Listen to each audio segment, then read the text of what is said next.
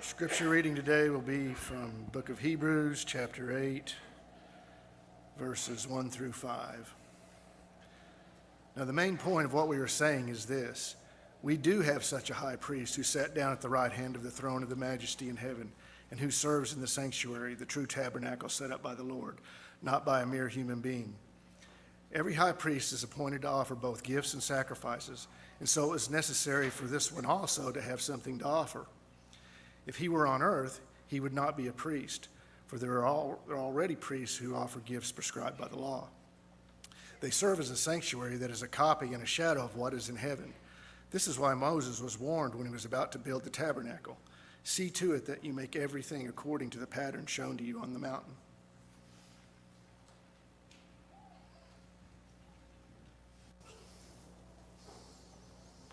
Good morning.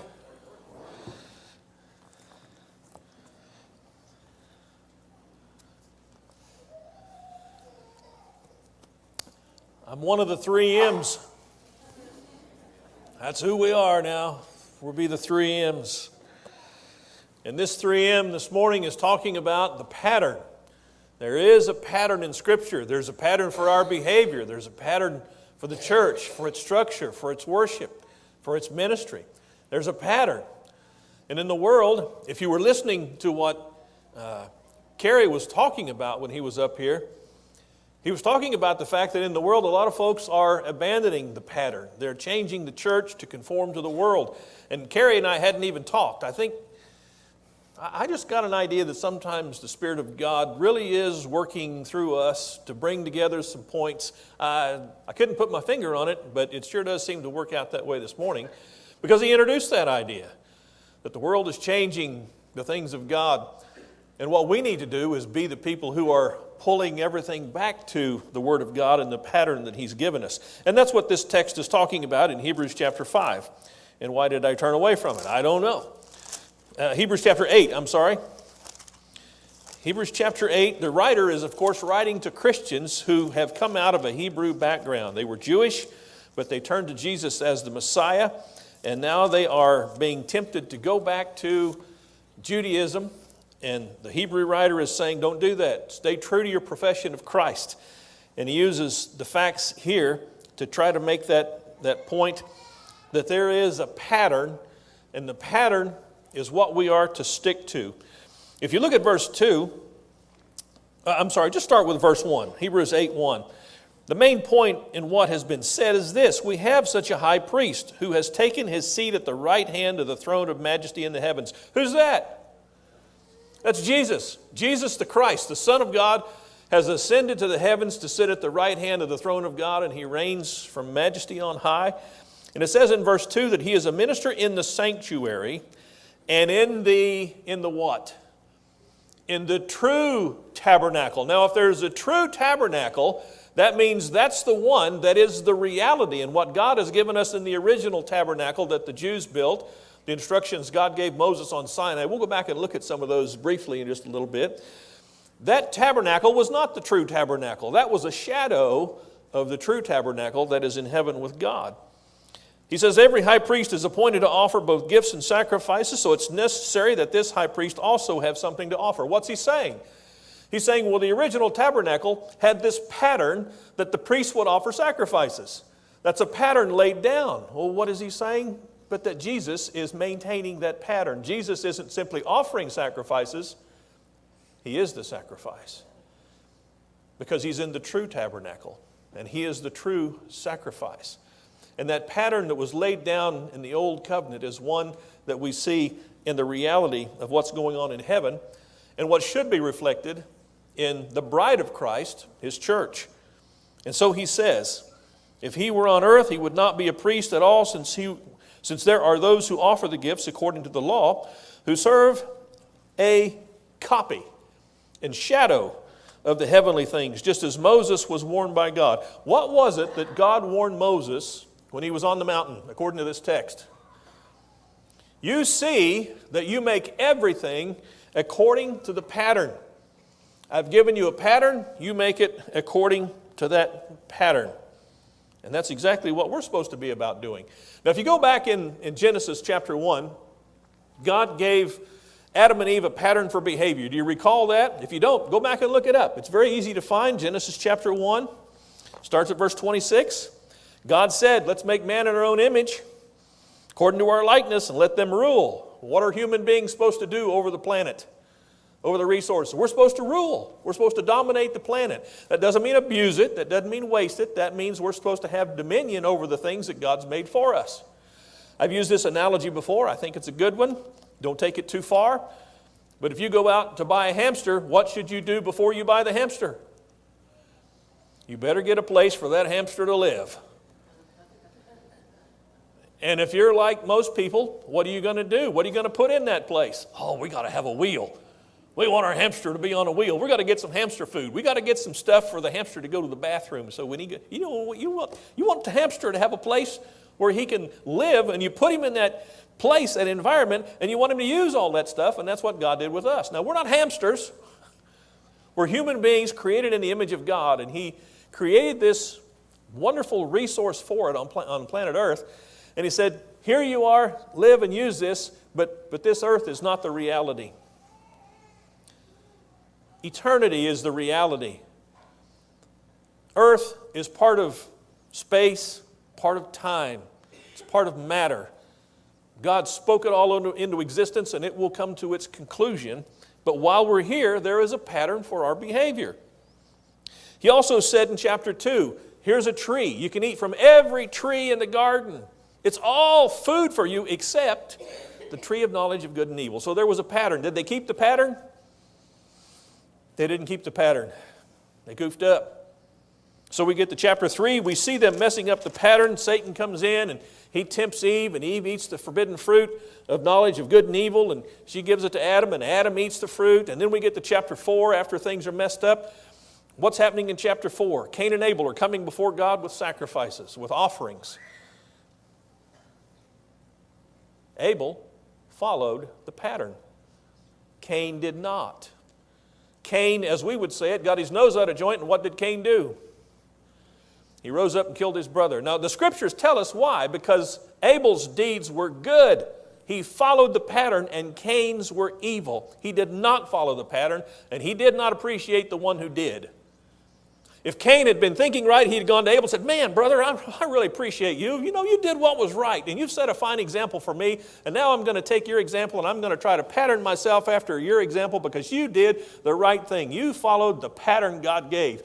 But Abel said, no, I want my way. It's not according to the pattern, so I'm going to kill the guy that is doing it according to the pattern. And that's the way it's been ever since. That's Genesis chapter 4. What's happening in Genesis chapter 6? Everyone on earth has become so evil that God says, I'm going to wipe them out with a flood. Everyone became evil except Noah. God comes to Noah and He says, Noah, I want you to build a boat.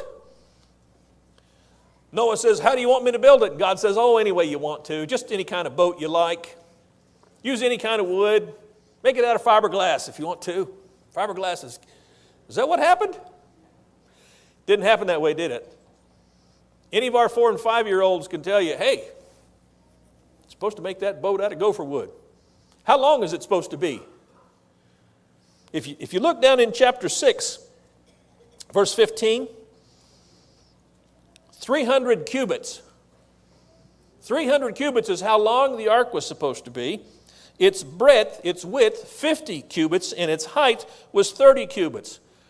Now, best we know, a cubit is around 18 inches, so you can do the dimensions yourself. But the dimensions themselves aren't the point. The point is God gave Noah the dimensions. What were some other features of the ark? One window, one door. Now, I know I shouldn't get upset about this, but over and over and over and over again, I see the children's books and Noah's Ark is depicted, and what's it got? What's got a bunch of windows? Why does it have a bunch of windows? Because you need all those giraffes to have their heads sticking out. Nobody's trying, I don't think, to make those pictures and take people away from the pattern, but there is a pattern. There's definitely a pattern. Genesis chapter 12, God calls Abraham. Although at that point in time he was called Abram. God would change his name to Abraham later, which means father of many nations, because he was going to make him the father of many nations. But he says to Abram in chapter 12 of Genesis, verse 1, the Lord said to Abram, go forth from your country and from your relatives and from your father's house to any land you want to go to. What did he say? He said, I've got a land picked out. I want you to go to that land. God, I want you to go to the land that I'm going to show you, and there I'm going to make you a great nation, and I will bless you.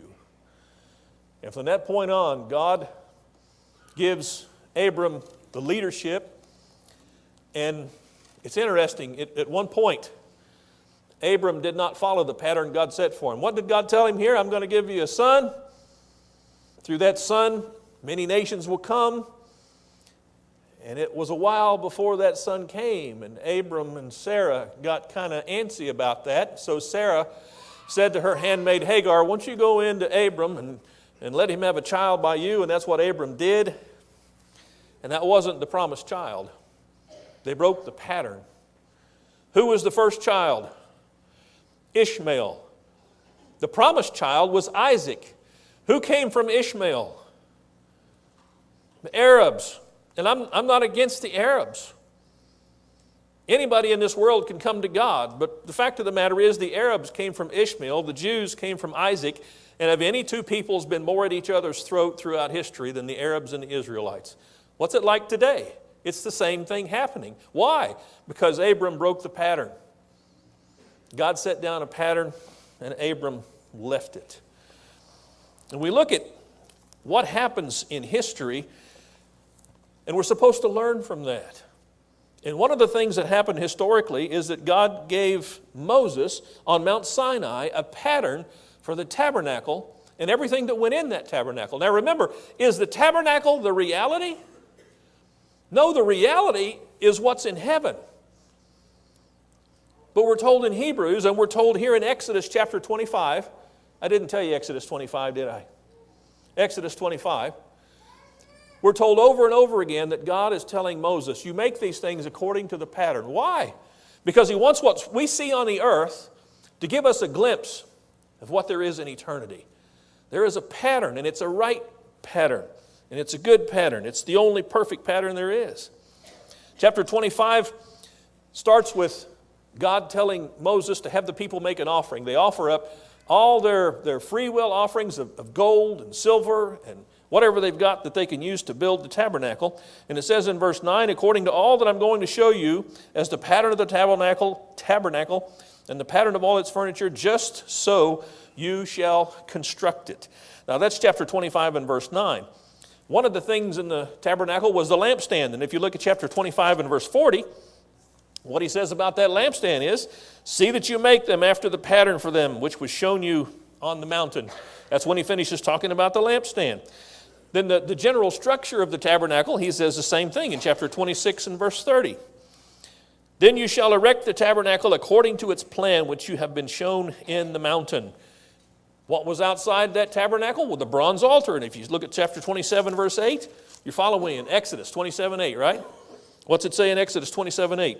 You shall make it hollow with planks as it was shown you in the mountain. So shall they make it. And everything, just a general statement about everything made is in chapter 39 and verse 32.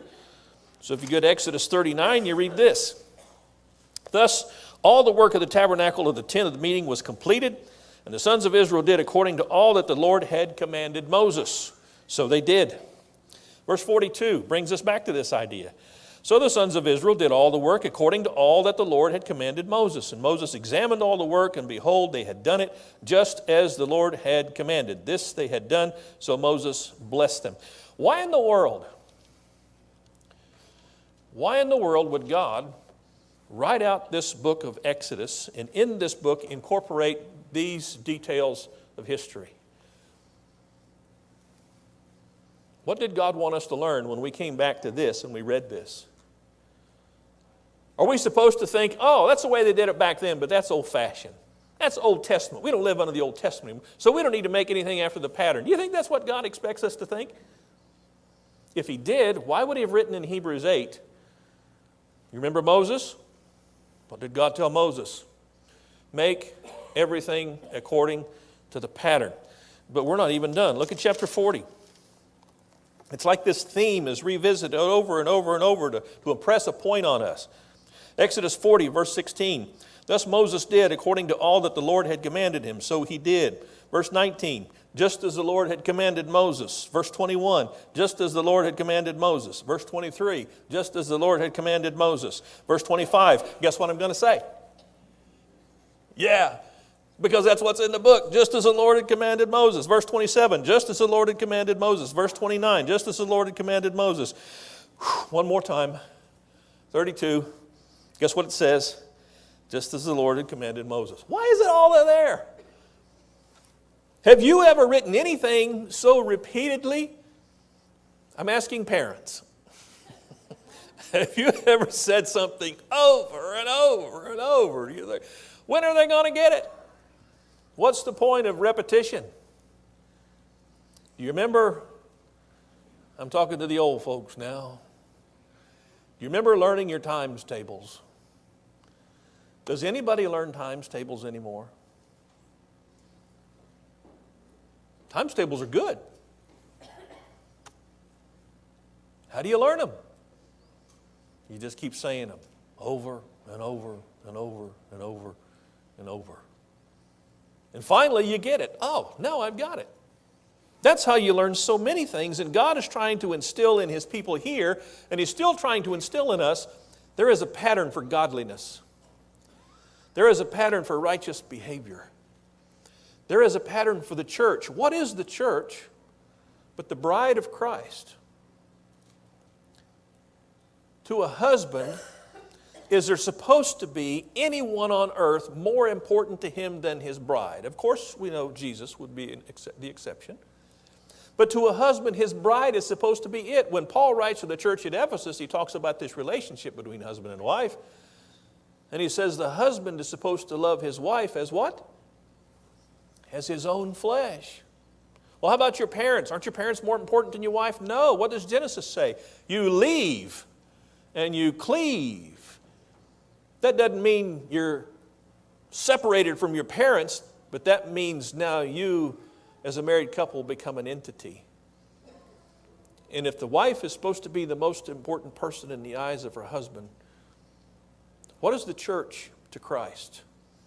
And Christ wants us, who are His church, to be molded after the pattern that He has given us. And we see that pattern over and over and over. When we go to the New Testament, what we find is that there is a pattern for our behavior. What's the first greatest commandment? Love. Love God, first of all.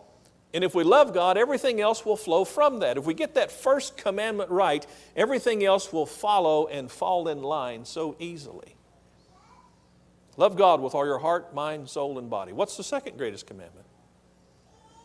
Love your neighbor as yourself. What story did Jesus tell to implant that idea in our minds? The Good Samaritan. Parable of the Good Samaritan. Parable of the Good Samaritan is where this guy is going down the road and he gets robbed by a bunch of thieves and he's left by the road nearly dead. And a priest comes by. Now what does the priest do? He doesn't help. That's not the pattern God wanted. He failed to keep the pattern. A Levite comes by. What does the Levite do? He fails to keep the pattern. The Samaritan comes by. Why did Jesus use a Samaritan, you wonder? What was the relationship like between the Jews and the Samaritans? They didn't get along. So Jesus, talking to Jews, says a Samaritan came by. And who kept the pattern? The Samaritan kept the pattern. The Samaritan showed love. The Samaritan bound up his wounds. He poured in the oil and the wine, and he put him on his own beast, and he took him to an inn. And he paid the innkeeper to take care of this guy. And he said, I'm coming back through here later. If you need more money when I come back through, if the cost of his care takes more than what I've given you, I will give you some more. And Jesus says, that's the pattern. That's the pattern I want you to learn. So individually, we've got a pattern to follow, and that pattern is love and respect for one another. In marriage, we've got a pattern. The husband is supposed to love his wife, and what's the wife supposed to do? According to Ephesians, we just talked about a little while ago, the wife is supposed to respect her husband. That one belongs on that refrigerator magnet, doesn't it? Yeah. And I've wondered to myself, why does he tell the husband to love his wife? Well, maybe he tells his husband to love his wife because his tendency might be more to love himself. And so very specifically, he says, you love your wife. How? What's the pattern for loving a wife? Jesus and the church, that's what he tells us in Ephesians chapter 5. If you go there, he says very clearly that there's a pattern for how a husband is supposed to love his wife, and that pattern is what Jesus has done for the church, and this is what he says. Husbands, love your wives just as Christ also loved the church and gave himself up for her. And as husbands, we might say, oh, well, I'd die for my wife. If a situation came up, I'd jump in front of a bullet for her. That's not what he's talking about. It incorporates that, but he's talking about dying to yourself daily for the good of your wife. That's what a husband is supposed to do. You give yourself up for her. We talk about, we're not under the old law anymore, but do you know in Exodus, now I'm not sure if I'm giving the right text. I think it's Exodus 24, verse 4. You can go look it up. Somebody look that up and check me while I'm telling you about it. I want to be a false prophet. But in the passage I'm thinking about, the law says that a husband's responsibility in the first year of their marriage is to do what? To make his wife happy. Now, why does Bob know that? Jeannie, have you been schooling him at home?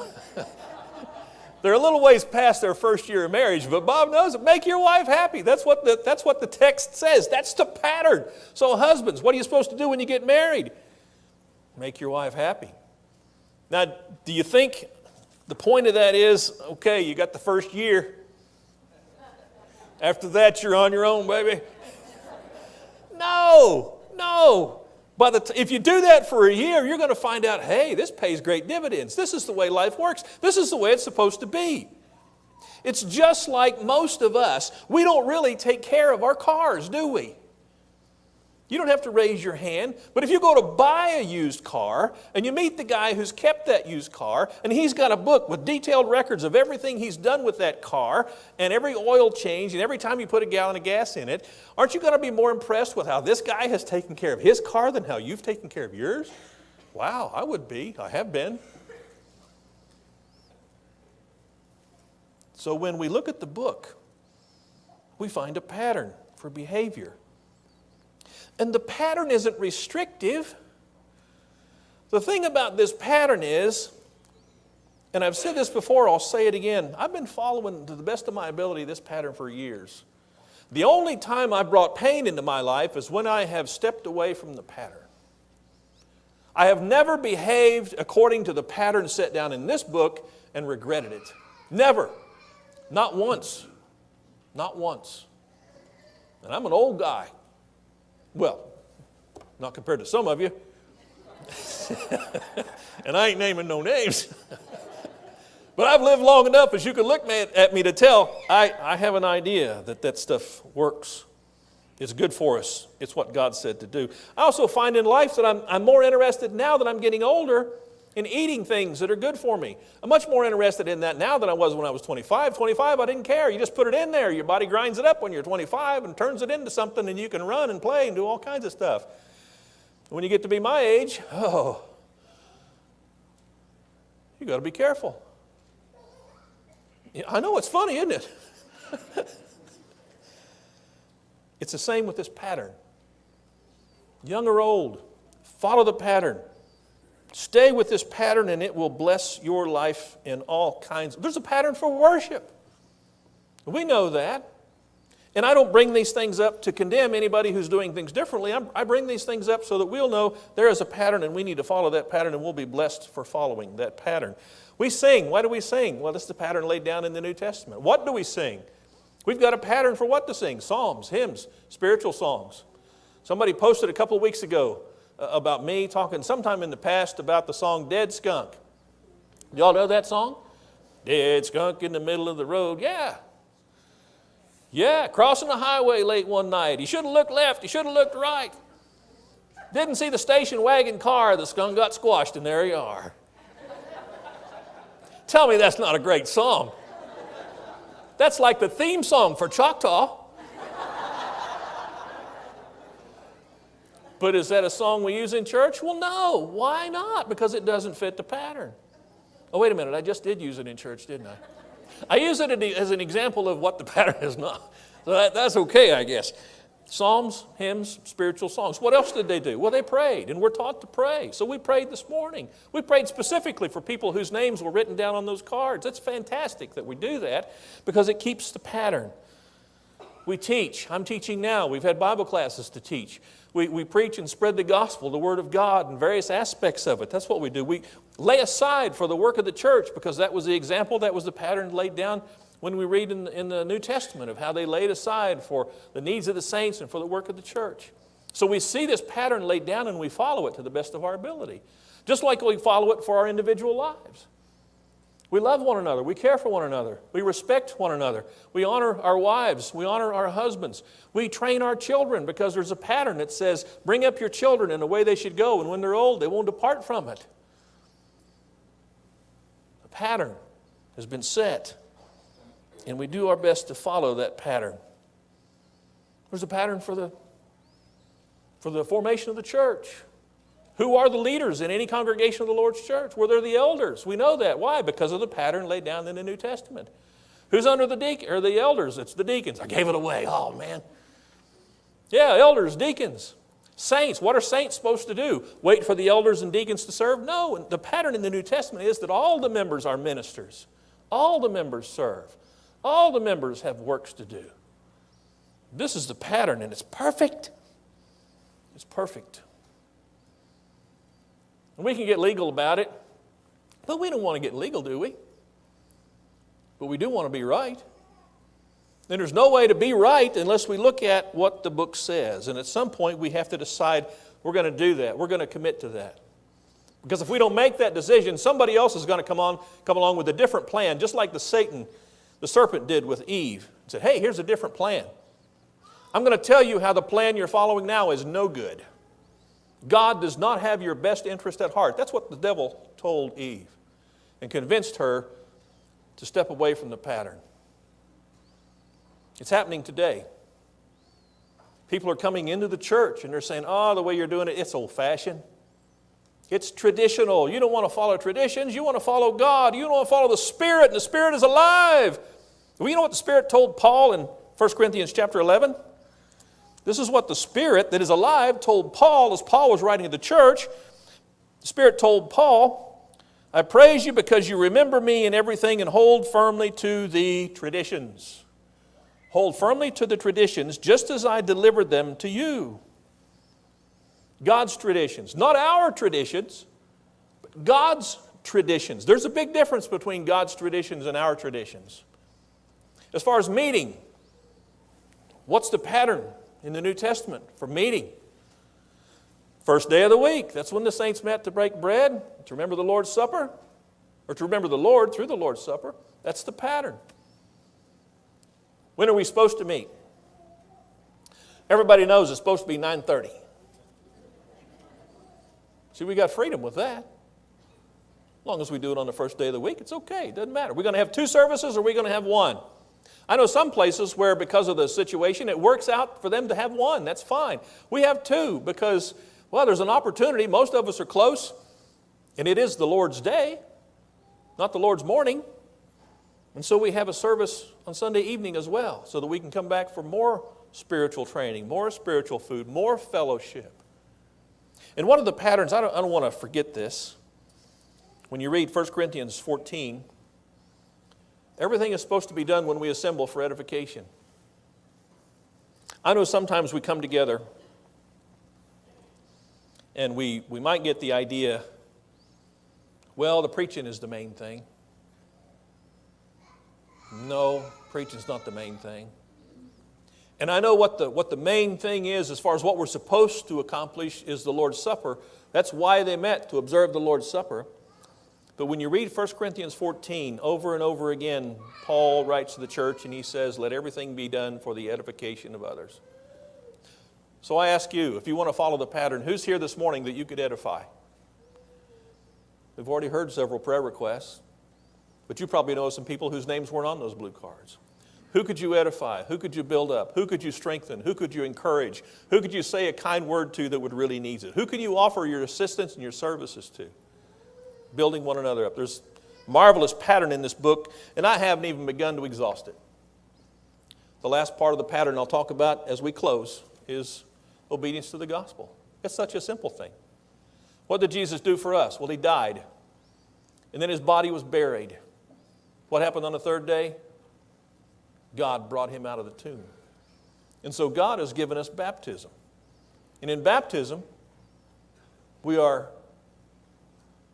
buried with Christ into his death. And we rise from baptism to walk in what kind of life? Newness of life. I'm so glad to hear so many say that, because that means you have read it, you have learned it. That's according to the pattern. If you want that new life, the pattern's the only way to get it. If you want to be the church, the pattern's the only way to be it. If you want a fulfilled life, the pattern's the only way to get it. There's a pattern. Don't ever let anybody tell you different. Let's stand and sing the song of encouragement for anybody who might need some.